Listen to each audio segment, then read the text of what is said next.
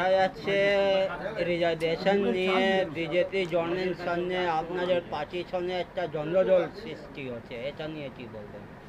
বিজেপির সাথে আমাদের কোনো দ্বন্দ্ব নেই, আইনত দ্বন্দ্ব আছে। আইনত দ্বন্দ্বের মধ্যে আমাদের লড়াই।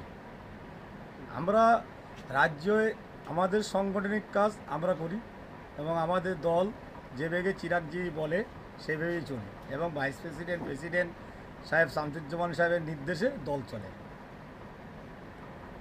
আর ডিজিটাল ইস্যু নিয়ে আপনি আপনার তরফ দিয়ে কি বলবেন?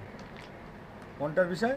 আর ডিজিটাল ইস্যু নিয়ে আরজিকল ইস্যুতে যে আইনি পথে চলছে, ওয়ান জাস্টিস যেটা বলেছে সর্বভূতে আমরা মতের সাথে একসাথে আছি এবং কোনো দলের ঝান্ডা নিয়ে আমরা থাকিনি। আমরা ছাত্রর সাথে এবং ছাত্র আন্দোলনের সাথে যৌথভাবে লোকজন শক্তি পার্টির সাংগঠনিক দায়িত্ব হিসেবে আমরা সাথে লড়াই করেছি এবং রাস্তায় নেমেছি, রাস্তায় থাকবো। আজকে যা মিটিং ডেকেছেন এটা কিসের জন্য? এটা আমাদের পার্টির আজের পার্টির আমাদের সাংগঠনিক রাজ্য কমিটির মিটিং। সেই রাজ্য কমিটির মিটিংয়ে আলোচনা বিষয় হবে বিভিন্ন কাজকারবার নিয়ে রাজ্যের। আচ্ছা, যারা আপনার নামটা? আমার নাম এমডি সেলিম মোল্লা, লোক জনশক্তি পার্টির বায়োটি প্রেসিডেন্ট। আর দুটো নিতে